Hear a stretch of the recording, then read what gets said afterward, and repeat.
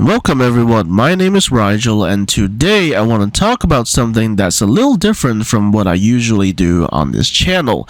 Now, usually you probably know me as the Eurovision guy. I make videos on Eurovision and Junior Eurovision, and sometimes they're longer than others, and usually that's what I do. That's what I'm known for on this channel. But if you followed me on Twitter over the past couple of months, and or if you've been in the same group chats on Twitter that I have been on, well, you know that I've recently taken an interest in a language called Yiddish, and I think not a lot of people really know what Yiddish is nowadays, even though it was rather widely spoken, relatively speaking, in various communities, especially in the 20th century. So in this video, I hope to answer a few common questions that people might have regarding Yiddish. What it is, where it came from, what it is today, and I just want to kind of, spread the word about what Yiddish is. So if you're here for Eurovision content, you can just click off of the video, although I will say, as far as I can tell, there have not been any Yiddish Eurovision entries. There may have been some in like Israeli national finals, but even then I doubt it, because weirdly enough, Yiddish isn't actually spoken much in Israel, but we'll get to that. So this video isn't really about Eurovision, so if you're into that kind of stuff, you can just kind of click off. But if you're here and you're interested in learning what Yiddish actually is, stick around. I'll try to answer some common questions as provided by Google. Now, I have to make a disclaimer. I don't actually speak Yiddish. I tried to learn it a little bit on Duolingo, and certainly I'm able to make some simple sentences, but in general, I don't really speak Yiddish. That's kind of the case for a lot of linguists. They don't necessarily speak the languages that they're kind of analyzing, but I'm not, a professional linguist. I major in computer science, for God's sake. But for the past couple of months, I've been really interested in. I've been looking into the morphology, the phonology and such of Yiddish, and I want to share some of that with you. And I also want to say that in addition to Yiddish, I also do not speak Hebrew, I do not speak German, and if you're confused why I mention German, that will come up later as well. And I don't speak any of these languages. I will say I do kind of speak Slavic languages. Again, that will come up later, but, I used to take a Russian course at university, and during that time, I took a long dive into, Slavic morphology, syntax, phonology, stuff like that, and that's proven to be very useful while I looked into Yiddish. So, with that said, this is Yiddish Support 101, I'm just looking at common questions that are posed on Google, but because of budgeting issues and laziness, and also I just don't want to reveal my face, I'll be doing this just on the screen. So I'll just be typing Yiddish and then with some sort of question word on it, and we'll see what we get. And as usual, if you are a native Yiddish speaker and or you're more knowledgeable about Yiddish than I am, and if I make any mistakes, definitely correct me in the comments. I would love to read them. So with that said, let's start with something very simple, and that's just the word Yiddish. Right, first off, Yiddish versus Hebrew. Now, I think a lot of people have this impression that Yiddish is very similar to Hebrew, because it is written in the Hebrew alphabet. After all, it's written right to left rather than left to right, and and as such, I think a lot of people think that Yiddish is very strongly correlated to Hebrew.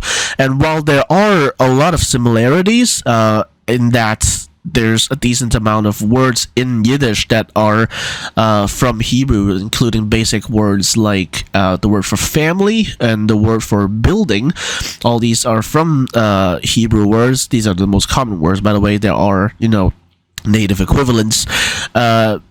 Even though there are some pretty basic words that are from Hebrew that are regularly used in Yiddish, it's not necessarily true that Yiddish is related to Hebrew. In fact, I made the argument the other day that Yiddish, to me at least, is the closest thing to standard German that isn't, standard German.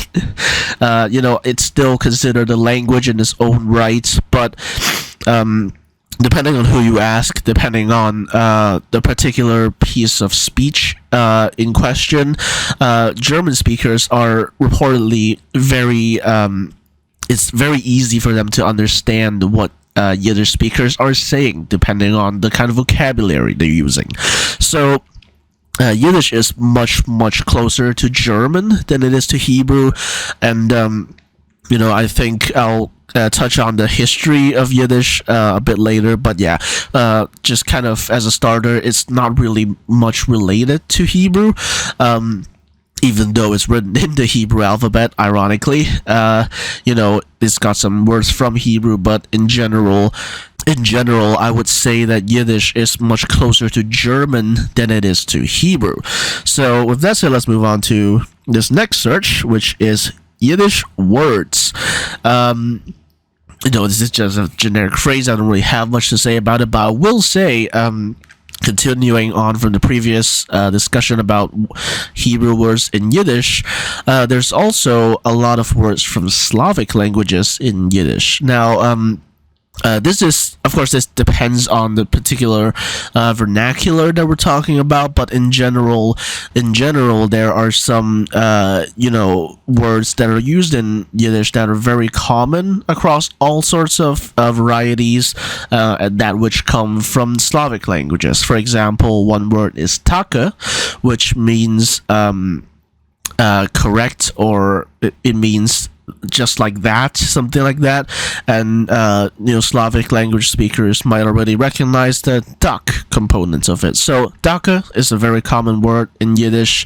Another common word is tata. Tata means father, basically, and it also means father, or I think sometimes uncle, in Slavic languages, but it's pronounced tata, and it's spelled T-A-T-A instead of T-A-T-E as in Yiddish, but that word means father, so you can imagine why it will be a pretty common word. In Yiddish, there's actually a lot of words from Slavic languages, and it's not necessarily related to just one Slavic language or another Slavic language. It could be from multiple. So, the most common dialects might actually have words from Russian, from Ukrainian, from Polish, and, all of that. And, again, it just depends on the vernacular. But from what I have looked at, and did I mention that I added about 300 Yiddish entries to Wiktionary?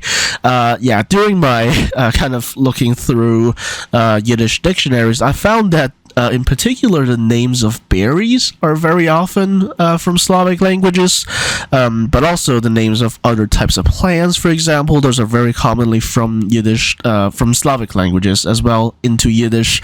So, Slavic languages will come up again in the discussion of Yiddish, but that's what I have to say for Yiddish words. Yiddish phrases. I'll be honest, I don't really have a whole lot to say about this, except I will say there are certainly phrases used in Yiddish that you won't find in, say, German or Bavarian, for example. So, that's what I will say.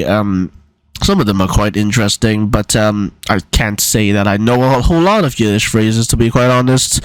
I will say they are markedly distinct from German phrases.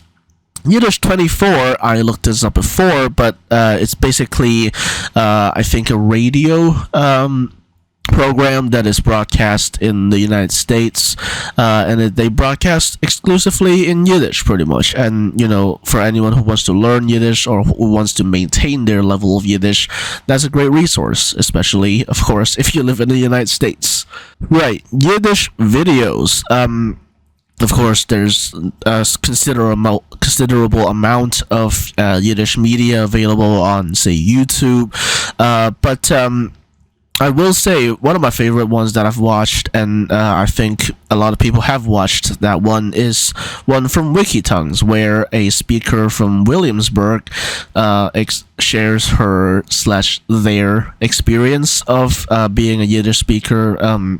In Williamsburg, New York, and they kind of go through how kind of when they're in Williamsburg and they speak Yiddish, pretty much everyone is family at that point. So that's interesting, but it does goes to show, if you're just learning the language by reading it yourself, you won't really get to understand the complexities within the actual spoken language as opposed to the written language. So let's move on to this next one, which says Yiddish to English. Now, of course, when you do that, most people will think of Google Translate, and indeed, Google Translate does have an option for Yiddish. However, I would strongly caution against using it, particularly from English to Yiddish, because if you didn't know, it doesn't actually have a lot of vocabulary in it, and even basic words. So as a result, very often, words you'll find are actually just phonetic transliterations of English words that are just spelt kind of phonetically in the Hebrew alphabet, which obviously in the majority of cases isn't what is being used by everyday Yiddish speakers. So I would heavily caution against that. However, I would say Yiddish to English on Google Translate is okay, and if you want to use that, then that's okay, that's up to you. But again, I would highly caution against using it to write from English to Yiddish, because they would just transliterate English words, and in general, that's a no-go. And so the next one, we have Yiddish Book Center. Now, I don't know where you can find Yiddish books necessarily. I imagine there's a lot of good resources in New York and such, and Chicago maybe, but in general, I don't really read books anymore, at least not physical books. A lot of research I've done have been with just like electronic copies of books. So if you want books, I guess you kind of have to look them up. And there are Yiddish books out there in a lot of European libraries, I've found. Depending on what you're looking for, you might be able to find it at your local library, depending on the size of said library. So Yiddish Winkel. Now, I don't particularly know who this is particularly, referring to, but one name that does come to mind is a certain Dr. Raphael Winkel, who is a professor at the University of Kentucky, who has made this tool called the Yiddish Dictionary Lookup, and I've used it a lot when I'm adding my Yiddish entries to Wiktionary, and so that's a really helpful tool. And maybe this is about Dr. Raphael Winkel, but other than that, I'm not really sure what this is pertaining to.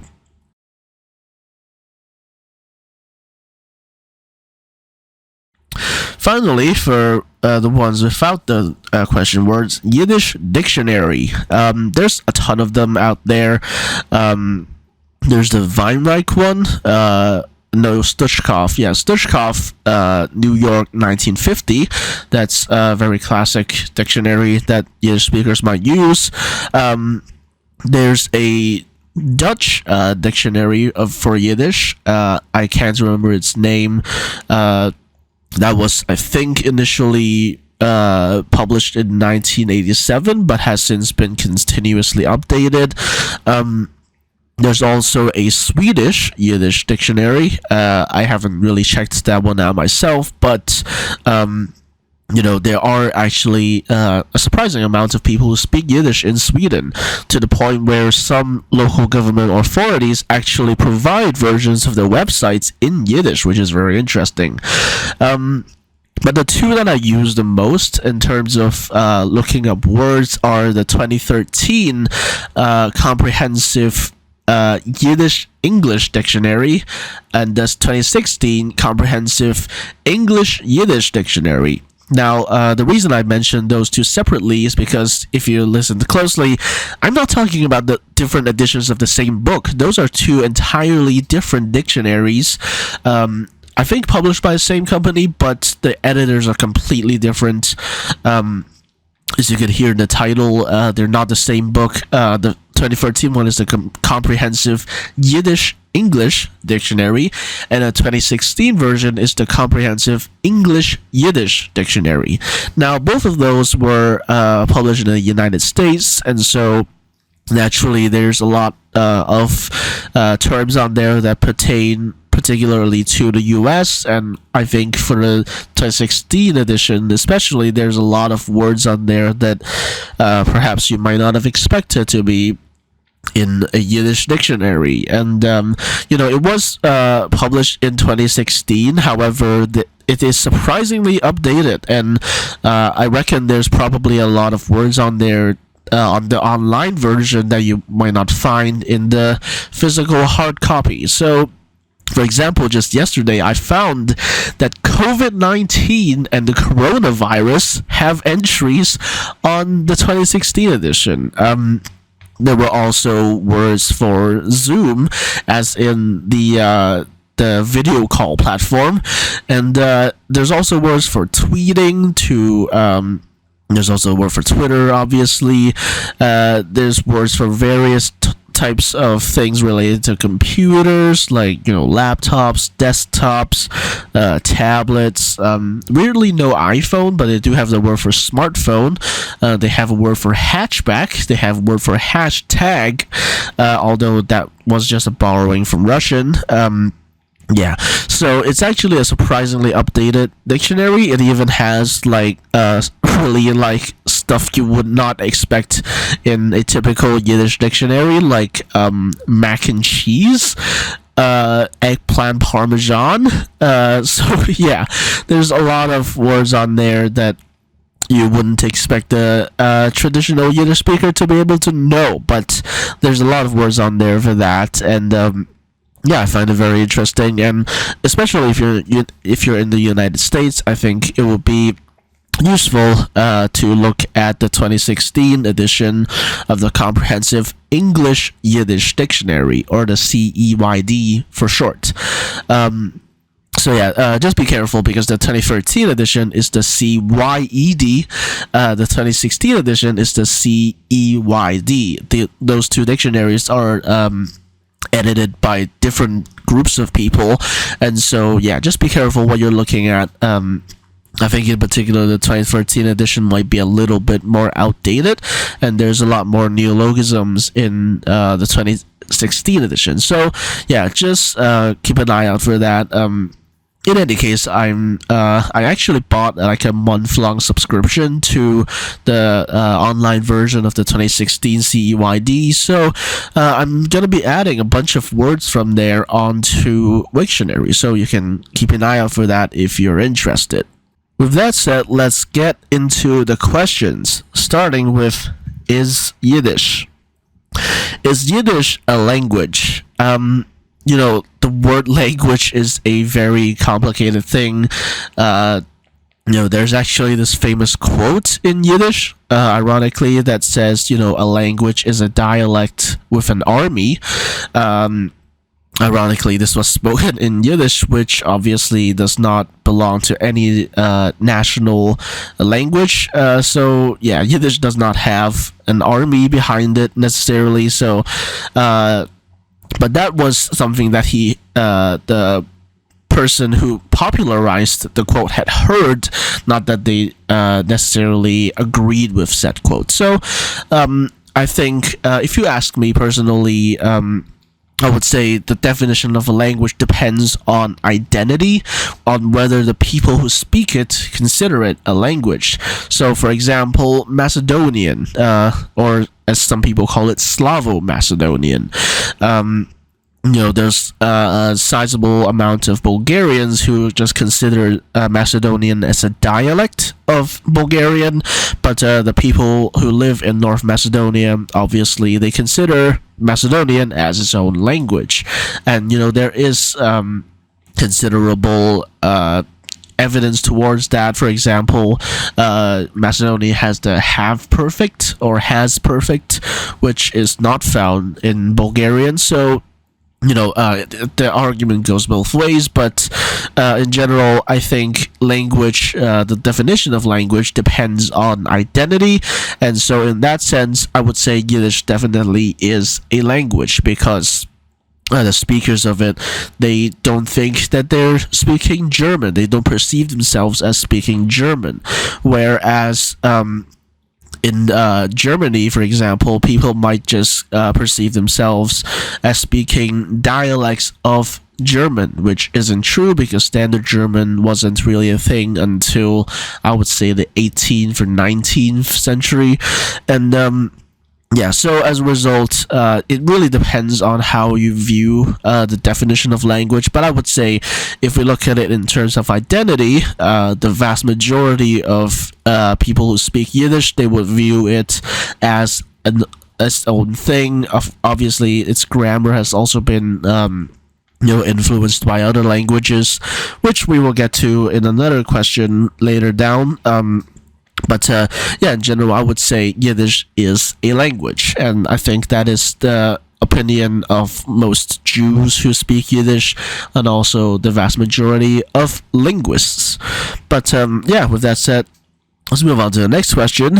Is Yiddish Hebrew? I already answered this question, and the answer is no. Yiddish comes from Indo-European, while Hebrew is a Semitic language. Although Semitic might also be Indo-European, I don't really know. But Yiddish is a Germanic language, which ties into the next question, but let's stay here for now.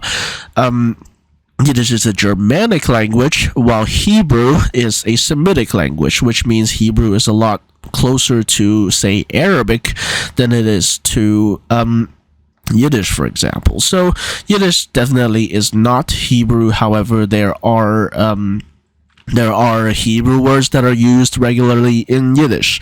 So with that said, let's move on to the next question. Is Yiddish similar to German?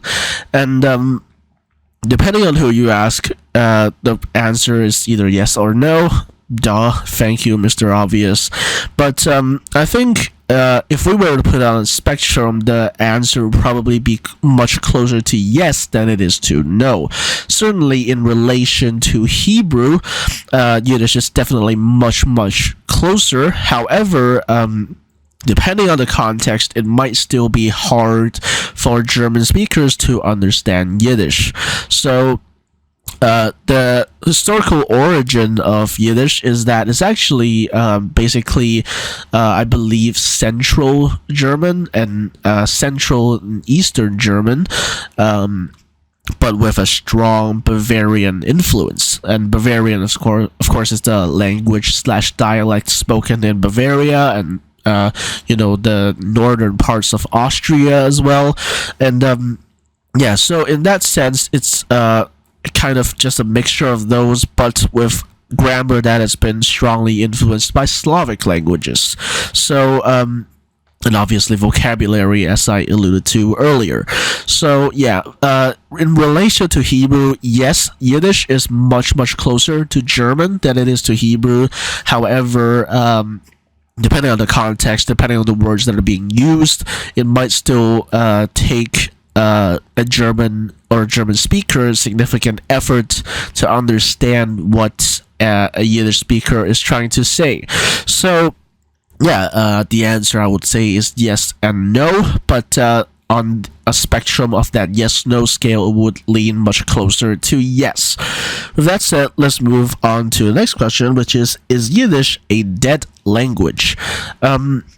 this is again, it also depends. It depends on what you mean by dead, because obviously that depends on the number of speakers, but also it depends on the prominence that it gets in relation to local authorities, for example.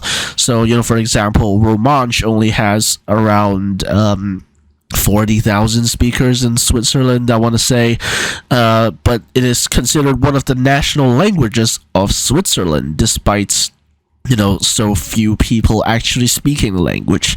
So yeah, it really depends on how you look at it.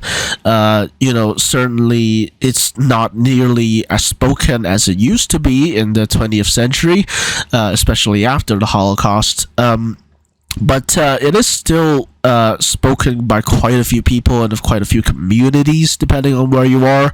For example, there's significant communities in New York which still speak Yiddish, to the point where there's actually some people who aren't even Jews or ethnically Jewish that do speak Yiddish. I think I saw this YouTube short once where this guy talked about seeing a black person talking in rapid fire Yiddish, which was an eye opener for me. So yeah, it depends on where you are.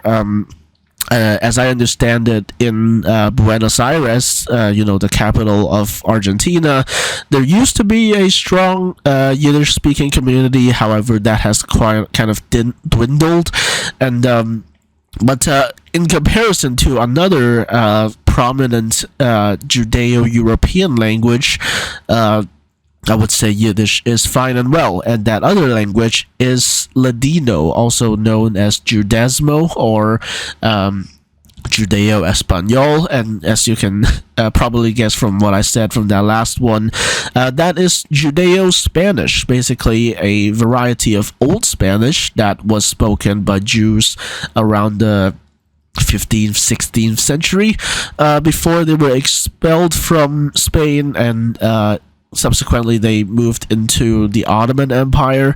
And as I understand it today, the largest number of Ladino or Judesmo speakers are actually in Turkey, or to a lesser extent in Greece. So yeah, even then, there's really only about, I think, around 32,000 speakers of Ladino. So that, relative to Yiddish, is much more dead, where there's still kind of a thriving community of Yiddish speakers in, like I mentioned, New York and also in Chicago, where there's obviously a lot of Jews from, say, Ukraine or from Poland, for example. So yeah, I would say that Yiddish, relative to Ladino, isn't really dead at all. However, relative to, national languages of various places, it is kind of dead. It kind of isn't really relevant in the affairs of most countries, day to day. So yeah, a mixed answer, but I hope you got some, useful information out of that. With that said, let's move on to this question. Is Yiddish Germanic? And the answer is yes. Like I mentioned earlier, the dialectal basis of Yiddish is Eastern Central German, or some people say is Rhineland German, with a strong Bavarian influence. So yes, Yiddish is very much Germanic, although, some people have argued that the Slavic languages have influenced it to the point where it might not even be considered Germanic. But a lot of the vocabulary and such is still very much Germanic. A lot of the grammatical features are still Germanic. And yeah, so I would say the answer to that question is a very definitive yes. Now for our next question, is Yiddish hard to learn? Now, it depends on who you are, and for different people there will be different challenges in learning Yiddish because it's such a mix of languages. For Hebrew speakers, the challenge, of course, will be to learn an entirely different language. Just because it's written in the Hebrew alphabet does not mean it's very similar to Hebrew. In fact, it's very, very different from Hebrew, but at least you have the alphabet down, although I will say the allocations of various letters are different. For example, diphthongs and such are spelt differently. Even words from Hebrew are pronounced differently, with, for example, different syllable stress compared to the modern Hebrew counterpart. So that's the challenges for people who speak Hebrew. The challenges for people who speak literally any other language would be, of course, that they had to learn the Hebrew alphabet, which, depending on how willing you are to learn it, it might not actually be that much of a challenge, but, it depends on the person. And I think certainly people from Austria or from Bavaria would have an easier time learning Yiddish compared to people from other parts of Germany or German-speaking regions. And people who speak Slavic languages, again, like the Hebrew speakers, they have to learn an entirely new Germanic language, albeit with some sprinklings of Slavic words here and there. So, for different people, like I said, there are different types of challenges. But one good thing about Yiddish relative to German is that the grammar is relatively simplified. So, for example, the definite articles der, die, das, der, die, dos aren't inflected that much. They still do have 3 cases, but that's a lot less than the 6 or 7 in German or something like that. So it is simplified. Although even German speakers will have to learn the new formations in Yiddish because there are, different ways of using Germanic vocabulary, for example. And so yeah, it depends on the person, but in general, I would say no, not really that hard. Again, the hardest ones I would ironically say are probably Hebrew speakers. It's a lot easier for German speakers or Bavarian speakers to learn it, and it's also pretty hard for Slavic language speakers if they don't already have exposure to Germanic languages. So it depends, but I will say again, the grammar is simplified from German, so that's good at least. So with that said, speaking of Hebrew, is Yiddish spoken in Israel? Now, it is going to be kind of complicated, but depending on who you ask, the answer is either yes or no. You can say yes because there are still communities in Israel that speak in Yiddish, but at the same time, you can also argue that it is precisely because of only those communities speaking Yiddish that Israel doesn't really speak Yiddish on the whole. To me, initially at least, it always felt weird that the state of Israel doesn't, instate, Yiddish as one of its official languages. Certainly I think it would have greatly modernized, if it were instated as one of the co-official languages alongside Hebrew. Certainly a lot of the Jews in modern Israel are of Ashkenazi origin, which means they come from traditionally Yiddish-speaking homelands, let's say. But a lot of them, even though they have like Berg or Stein or something like that in their names, they don't really speak Yiddish anymore. There's multiple reasons for that, and I think one of them is the association of Yiddish with being uptight, being conservative, being just in general not willing to face the outer world, and in the 21st century you don't really want that. So Yeah, I think that's one of the reasons why younger Jews aren't really learning Yiddish, because it's traditionally, well, not traditionally, it's now associated with mostly kind of insular communities that kind of speak Yiddish amongst themselves and to no one else.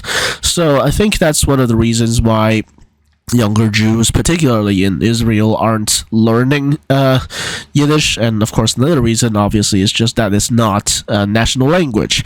Now, I will say, in retrospect, it does make sense that, in general, Israel doesn't speak Yiddish because, you have to consider that there's Jews from a lot of places in Israel. So, there's Jews from the Soviet Union, and while certainly, say, Russian Jews or Ukrainian Jews would probably have spoken, they probably would have spoken Yiddish as well. There are also Jews from other parts of the Soviet Union that don't speak Yiddish. For example, Georgian Jews. There's actually a surprisingly prominent faction of Jews from Georgia, the Republic of Georgia, who they practiced Judaism during Soviet days, and they moved to Israel, and they may speak Russian, but they most likely did not speak Yiddish. And obviously the Jews from Ethiopia, they don't speak Yiddish either.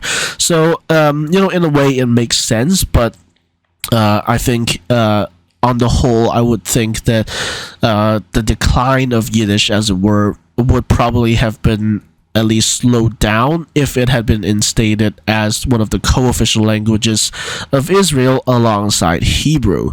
So, yeah, I think the answer to is Yiddish spoken in Israel would be yes, asterisk, or yes, but only in select communities, and that's really all we have to say about that. It used to be a lot more widespread. It used to be all over radio and such.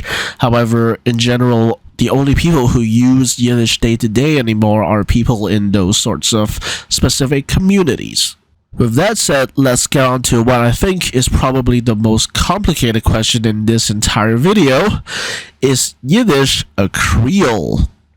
Now, it might sound weird to consider Yiddish a Creole, but I can see where they're coming from, although I don't necessarily agree. Now, to set the background, what is a Creole? A Creole is basically when a pidgin becomes the native language of some people. So we have to define what a pidgin is, right? It's spelled P-I-D-G-I-N, and the pidgin is basically when two groups of largely unrelated people come together, and by trying to learn each other's languages, they come up with a new kind of tongue / dialect that, if it does get passed on to their children as a native language, then it becomes a Creole. So the most prominent example of that is obviously the Haitian Creole, where now I have to also define two things that kind of define a Creole. First off, you have the lexifier language. That is the language that supplies most of the vocabulary for the language. So, for example, we're going to talk about two of the most prominent Creoles. The first one is Haitian Creole, and the second one is Chavacano. Now, for Haitian Creole, the lexifier language is French, and for Chavacano, the lexifier language is Spanish. This means that for those languages, the vast majority of the vocabulary come from those lexifier languages, although they might have much less influence in the grammar. And this is where we have our second language, which is, I like to call it the grammatical basis, which is basically how the grammar of the language operates using those words from the lexifier language. So, for example, for the Haitian Creole, the grammatical basis would be the various West African languages, that were initially spoken by the slaves who were brought from West Africa to Haiti. And for Chavacano, the grammatical basis is Visayan language, or the languages of the Philippines, which have a VSO structure, that is verb subject object structure, as opposed to Spanish, which is in general SVO or sometimes SOV. So yeah, that's how you define a Creole. A Creole has a lexicon language and a grammatical basis. Now, if we try to fit Yiddish into that equation, I'm not sure it works. Now, first off, let's look at the lexicon language. If we put Slavic languages into that, you'll find that just quickly doesn't work, because the majority of vocabulary in Yiddish is Germanic. It comes from Middle High German, which comes from Old High German, which comes from Proto-West Germanic, which comes from Proto-Germanic, and so on and so forth. So you'll find that the vast majority of the vocabulary in Yiddish are Germanic, and basically it doesn't really work if you try to say that the vocabulary is mostly Slavic, because that's just inherently untrue. A lot of the grammatical particles, the suffixes, the prefixes, the vast majority of them, they also come from Middle High German. They may not have the same manifestations as they do in German or Bavarian, but in general, again, the vast majority of words, particles, lemmas, if you will, they come from Middle High German or from an otherwise Germanic source. For example, directly borrowed from German. So, if you want to try and put Slavic languages in the lexifier slot, that just doesn't work. Same sort of argument for Hebrew. There's not that many core vocabulary which come from Hebrew. So the other scenario, and I think this is the one where people are trying to argue from, they're trying to put the Germanic language from Middle High German as the lexifier language, while they argue that the grammatical basis is Slavic languages. They argue this because of the word order and also of the greatly increased usage of reflexives, which they exist in German. You might know of the word sich, or spelled S-I-C-H, sich, and that is used sometimes in German, but the Yiddish equivalent sich is used a lot more in Yiddish, and this is most likely due to Slavic influence.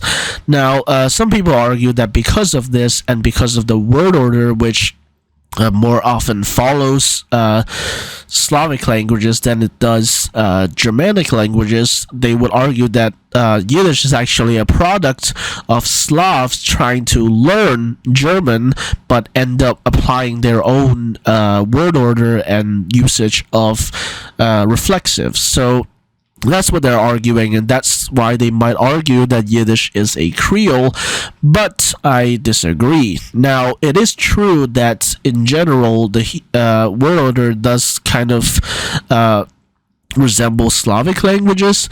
However, for example, they might say that the secondary verb of a sentence might go at the end of the sentence in German and Dutch and such, but in Yiddish it generally just goes after the initial verb, for example.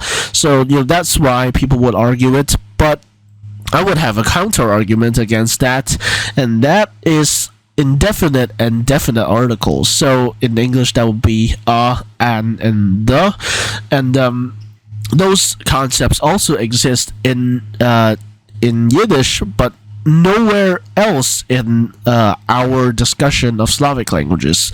They exist in Bulgarian and Macedonian, but Yiddish never really reached that sort of area. So for our purposes, we can't really consider that to have been a thing.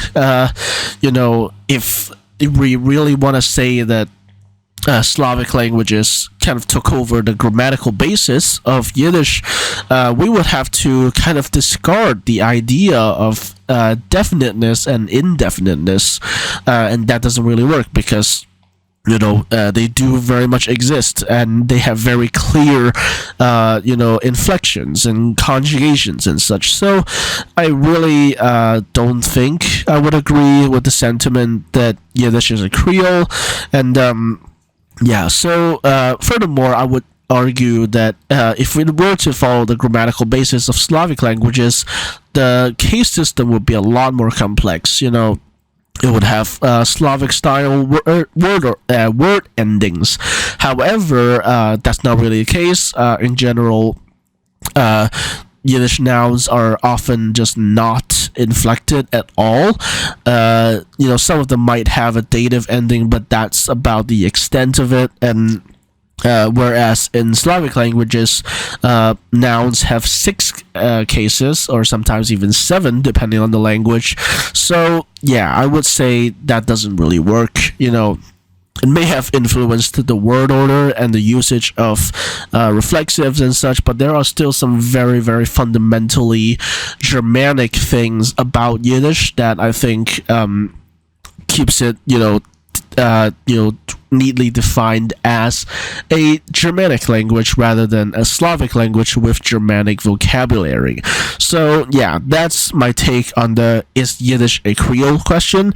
So let's move on to something a little lighter. Is Yiddish similar to Hebrew? The answer is no. We've established this twice now. So yeah, with that said, let's move on to our next question. Let's just try R Yiddish. And you can see it's just mostly the same stuff. Yiddish and Hebrew, Yiddish and German. I've already covered those, so I'm not going to touch on that. The next one, why Yiddish? Why Yiddish sounds like German? Because it is German. Well, it depends on who you ask, but it's at the very least it's based on German. It's based on Rhineland German, as previously discussed.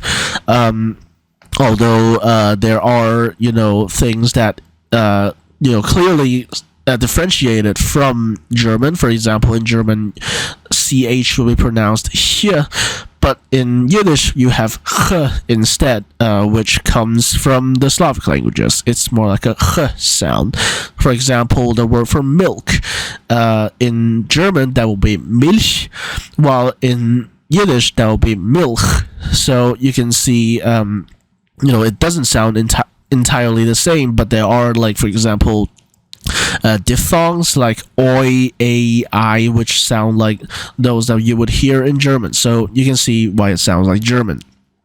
Why is Yiddish like German? See above.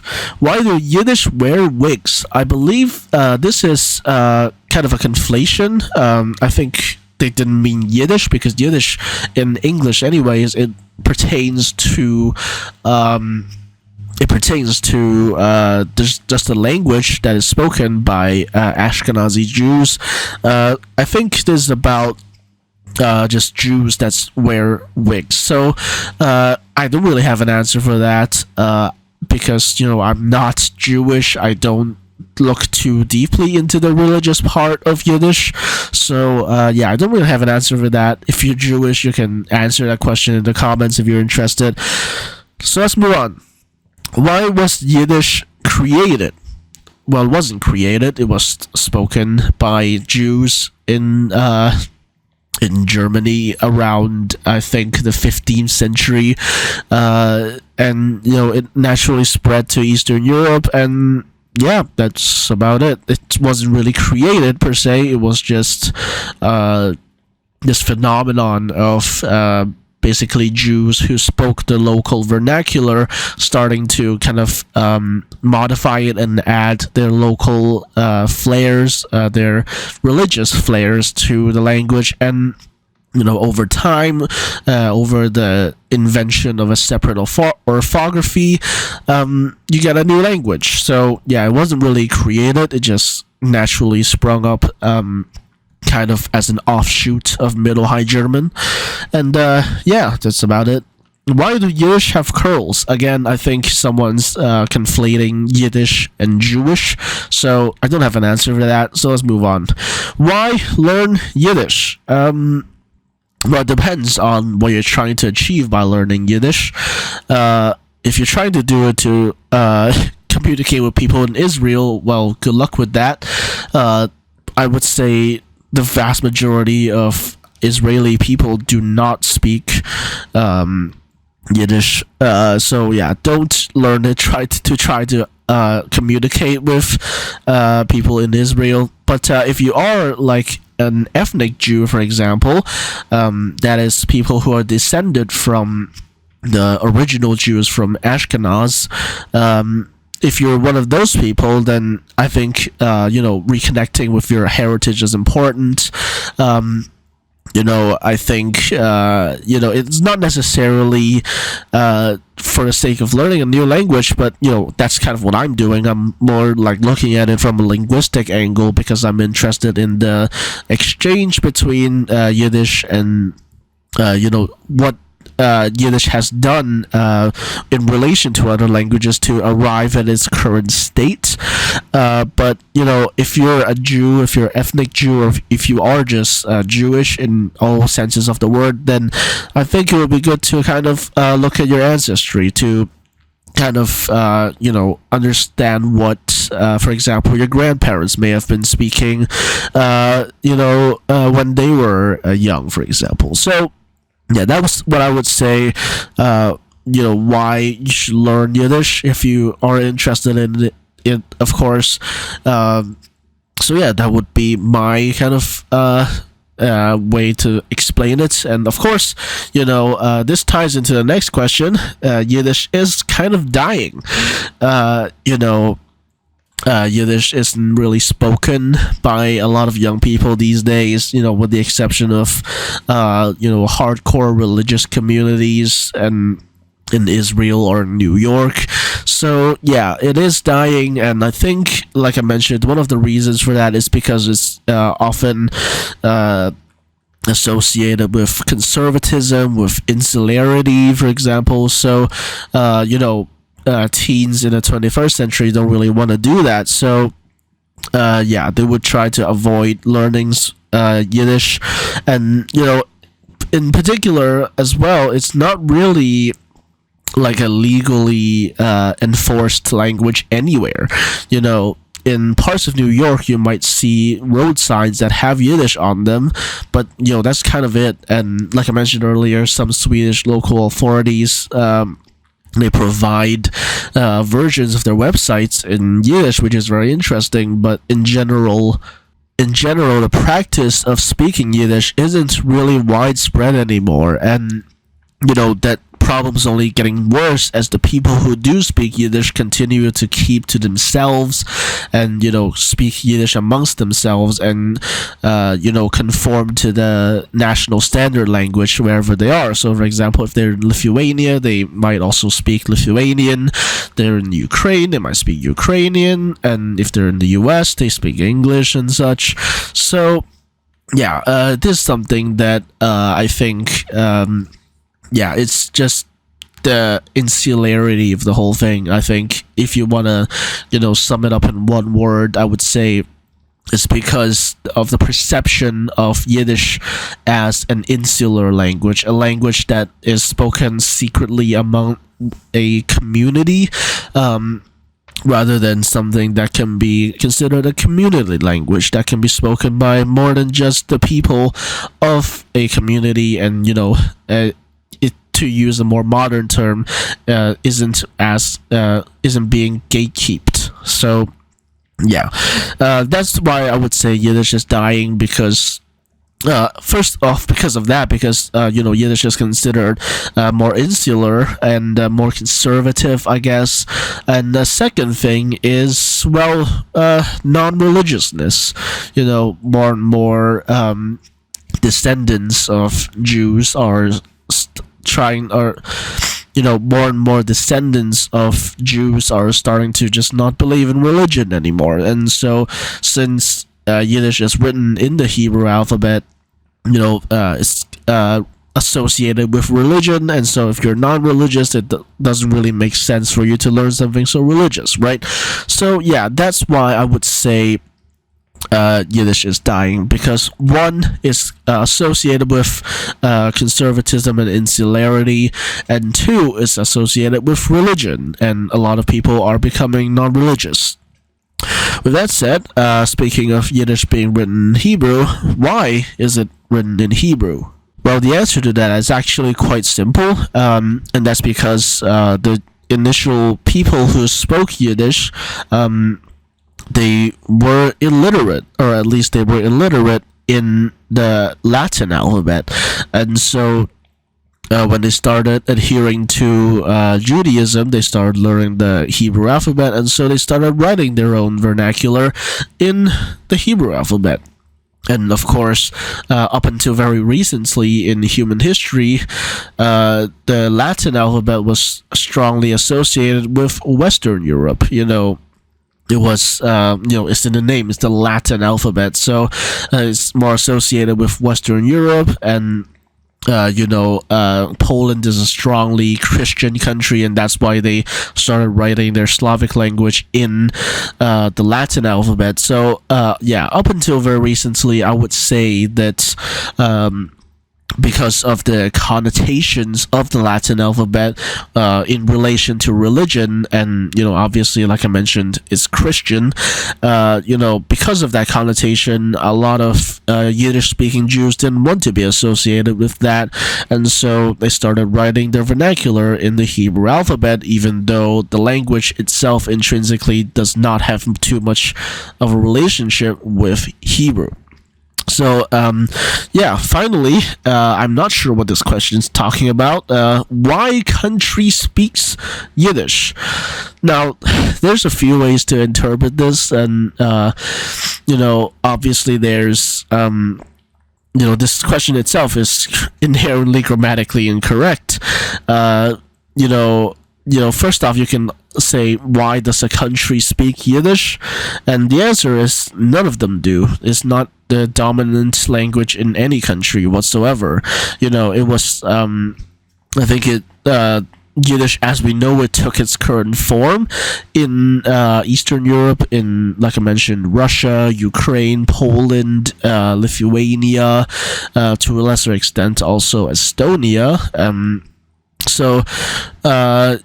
I would say, and Hungary as well. But in general, I would say those languages, or rather those countries, they didn't actually speak Yiddish. It was just that the Yiddish-speaking community was most prominent in those countries.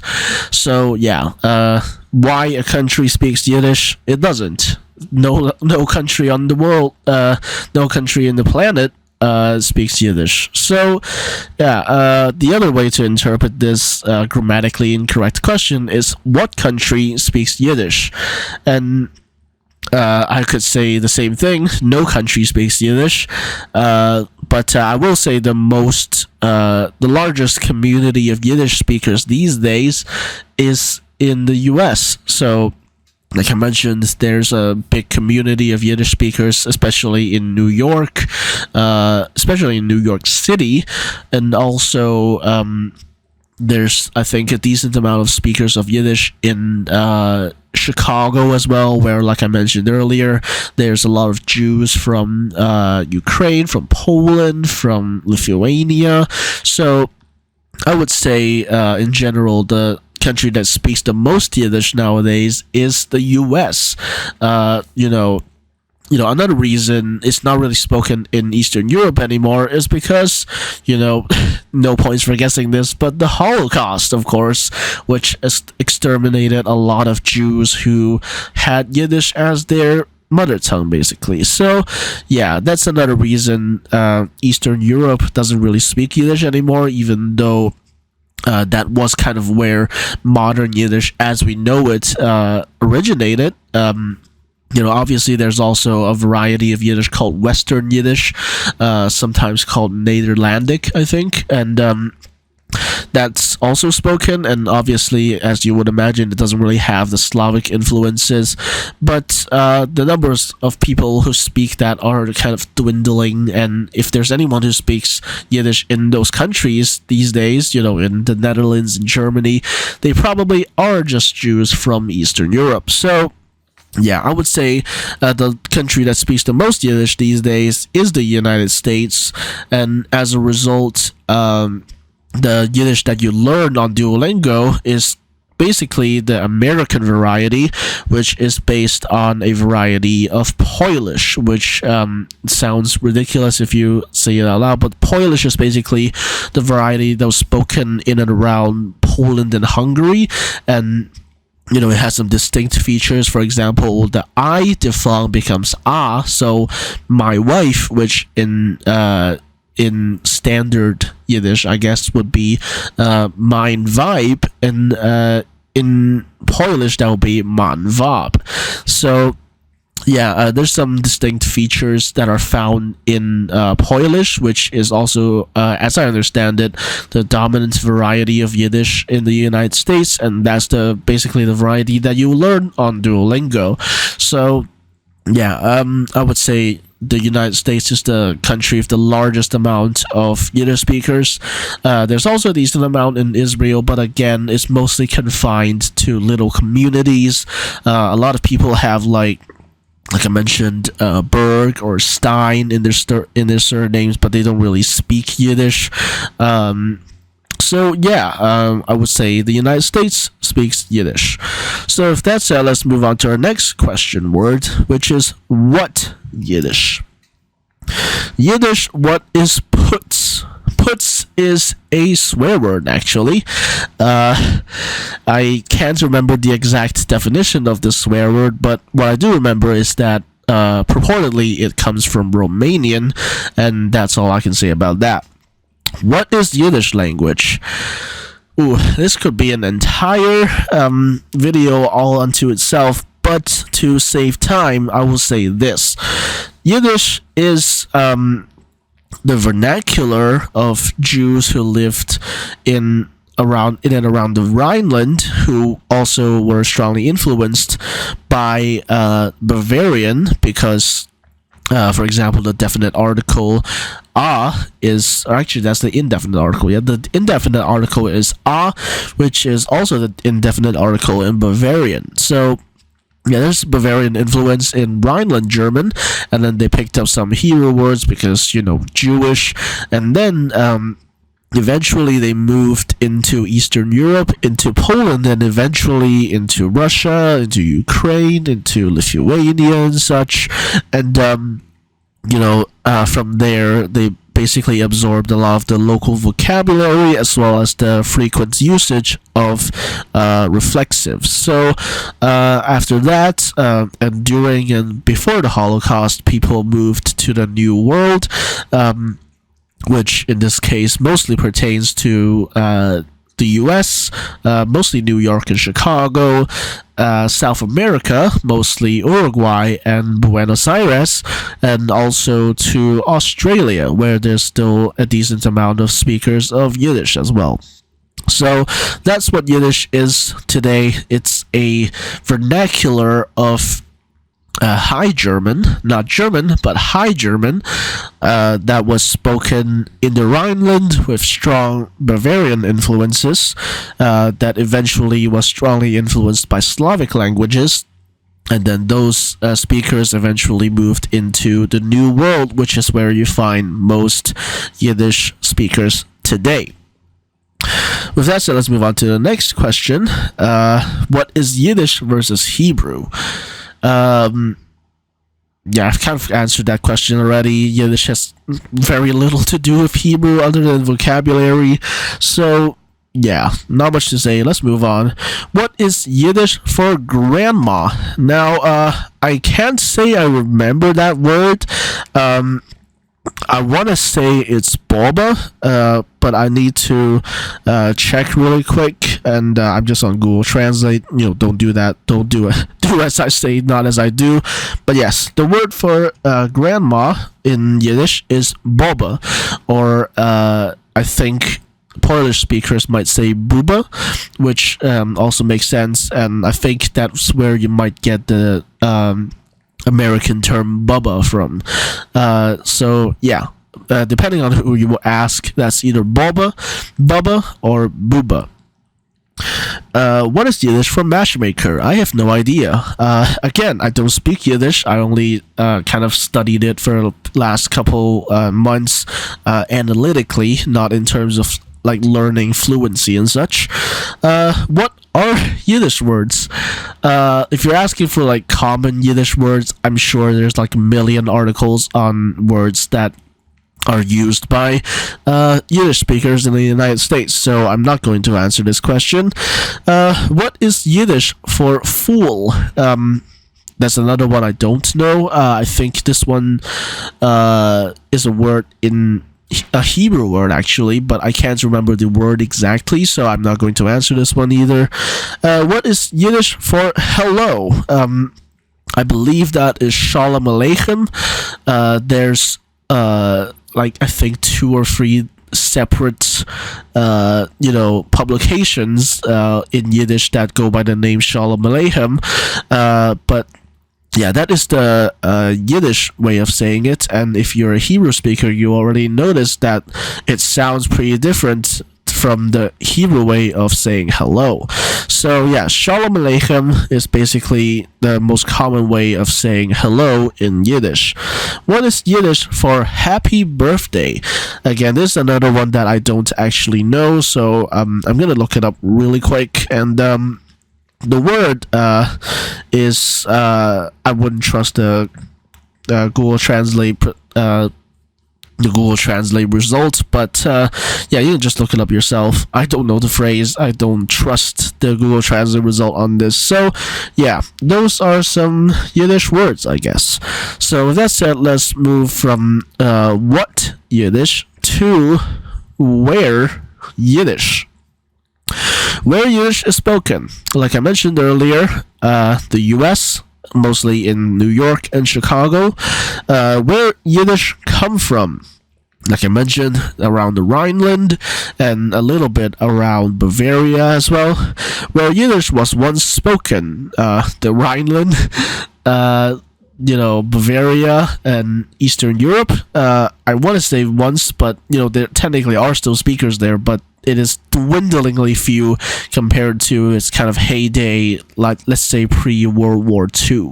So yeah, it was once spoken in Eastern Europe. There are still a few speakers left, but the vast majority of Yiddish speakers these days are in the US, I would say.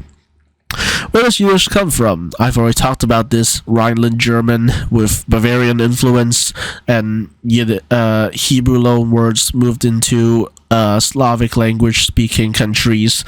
And yeah, that's about it. Where did Yiddish come from? See above.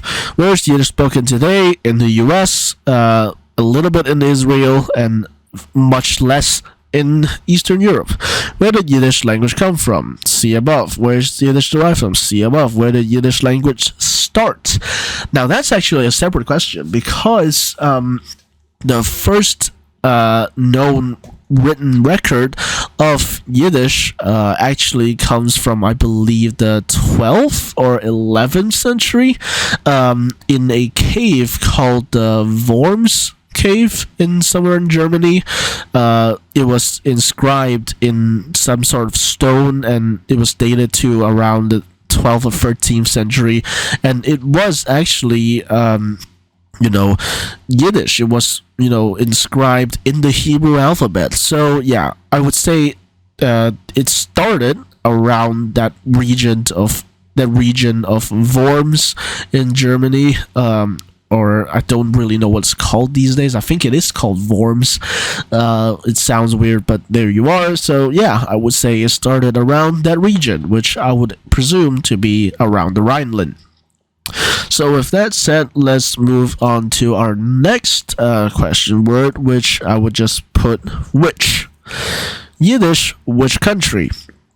Like I said, the US, and to a lesser extent in in Israel, and to an even lesser extent in Eastern Europe, in Poland. Well, Poland isn't really Eastern Europe, but it's around that part of the world, I guess. In Poland, in Hungary, in Ukraine, Belarus, Western Russia, Lithuania, and yeah, that's kind of about it. Which country speaks Yiddish? I've already talked about this. What language is Yiddish closest to? You'd expect me to say German, but I would actually say Bavarian. Now, the reason for that is because Yiddish displays a very characteristic A to O shift. For example, habe in German actually becomes hob in Yiddish, or depending on the dialect, hoop. So, and that's something that's actually, believe it or not, in common with Bavarian. For example, Wasser in German becomes Wasser in Bavarian. However, I will say there are differences. For example, Wasser isn't really used in Yiddish. I think Yiddish just uses Wasser. But both Bavarian and Yiddish display this A to O shift. However, there are some characteristics that differentiate the two.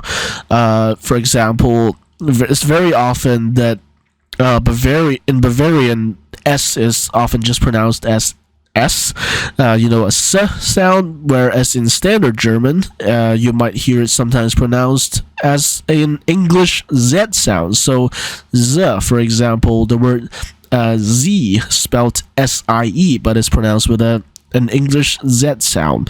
In Yiddish, that would be Zay or Zai, but yeah, that's something you wouldn't really see in Bavarian. In Bavarian, they would say Sai.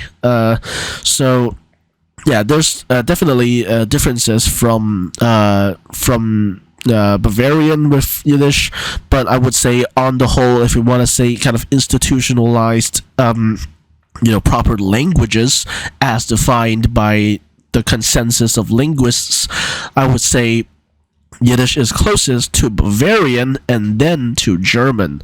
And I would also argue that Yiddish is actually closer to German than even Luxembourgish, because Luxembourgish actually belongs to its own group of High German languages called Rhine-Franconian, I think. No, actually, Moselle-Franconian is the group which Luxembourgish belongs to, alongside a language called Hunsrück, which is spoken, believe it or not, in Brazil, but that's a topic for another day. But yeah, in general, I would say Yiddish is closest to Bavarian and then to German. What does Yiddish look like?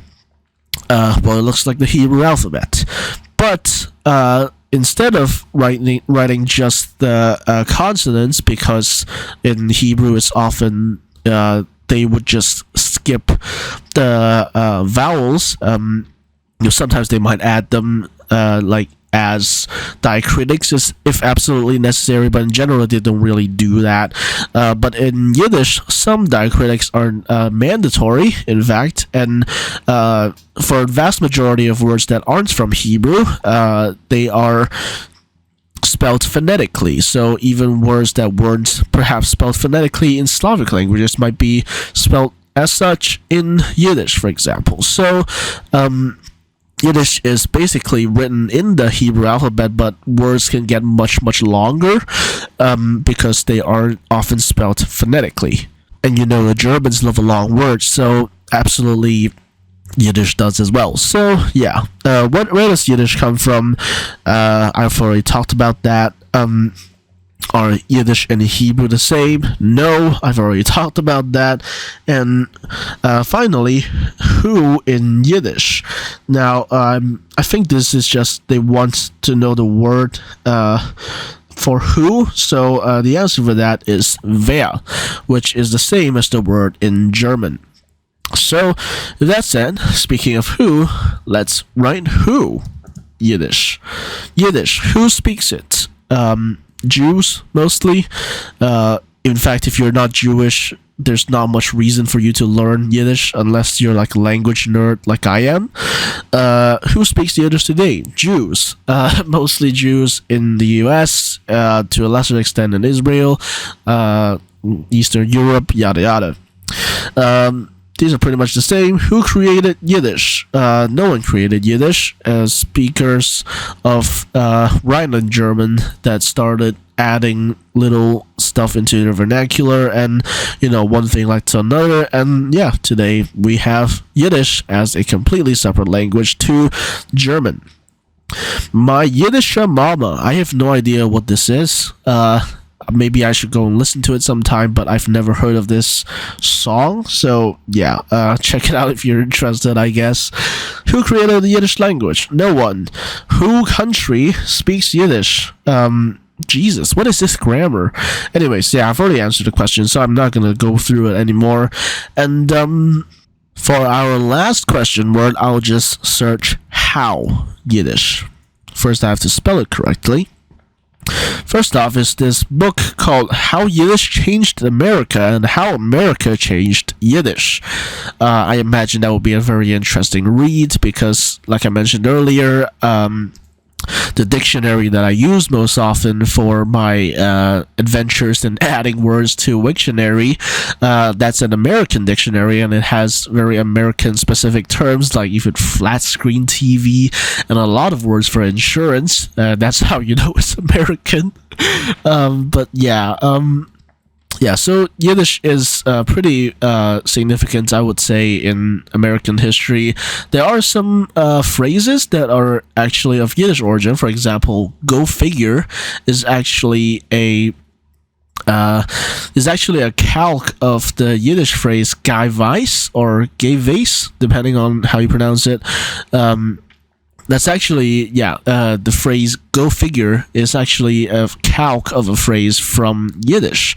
There's also this phenomenon called shma reduplication, where often people, not often, but sometimes people, especially from the New York area, might basically duplicate a word and then change the first syllable to shma, and this is probably from Yiddish influence as well. For example, one time I heard someone say fancy schmancy, so yeah, that's another Yiddish influence in American English, for example.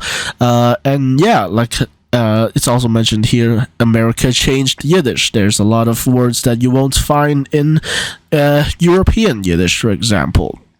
For example, I've just said for example like 4 times in a row, but yeah, one word that I saw on the dictionary is impeaching, and you can imagine what that means. Of course, it means to impeach, but yeah, that's the word you would never find in European dictionaries for Yiddish. So yeah, there's a lot of English terms in American Yiddish as well. So yeah, I would imagine this is a very interesting read.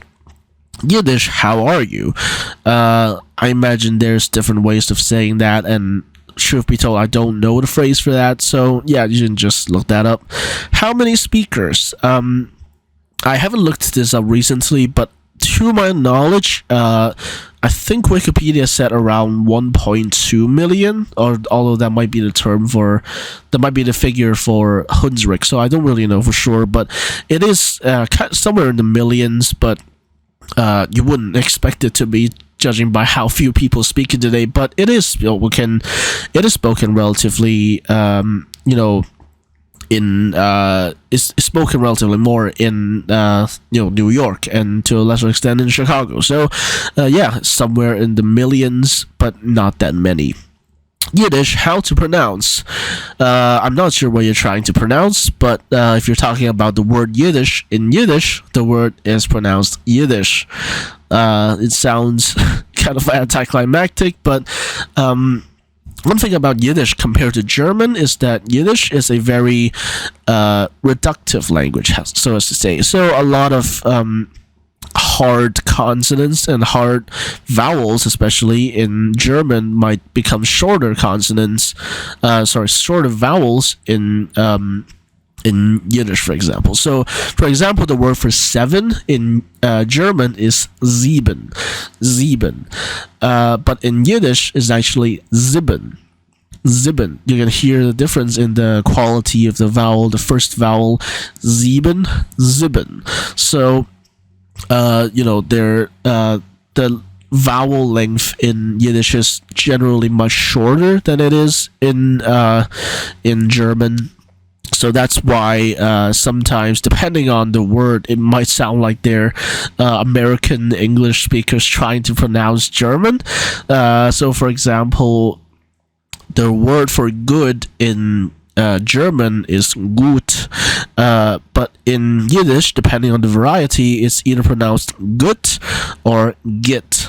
And yes, that is the same pronunciation as the git as in GitHub, but yeah. So some people might wrongly perceive it as being pronounced by like an English speaker, but no, that is absolutely how people in like Eastern Europe pronounce it as well. So yeah, the word Yiddish is just pronounced Yiddish in Yiddish, although I will say the word Yiddish itself actually means Jewish as well in Yiddish. The word Yiddish has two meanings in Yiddish. It means, first off, the Yiddish language, obviously, and secondly, it represents just Jewish. So, for example, like in the video I mentioned earlier from WikiTongues, the speaker speaks in Yiddish, obviously, and one of her sentences, she actually mentions how basically younger Jewish children don't speak Yiddish, and the translation for that, that's the translation to English, obviously, but in the Yiddish that she spoke, she actually used the word Yiddish twice in the same sentence. The first time to refer to the Jewish children, the Yiddish Kinder, but in the second time is to refer to the language of Yiddish.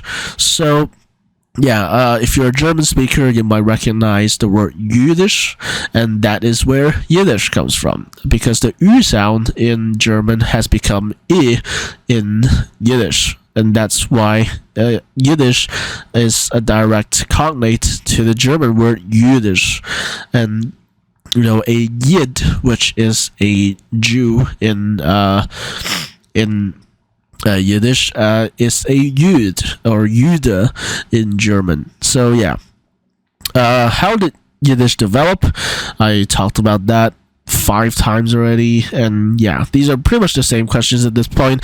So I would say that's a good time to end the video. So that's part 1 of this little 2-part series, and this is the first part where I talk about common questions people might have about Yiddish, and in the second part I want to show something that I made about Yiddish over the past couple of months during summer vacation.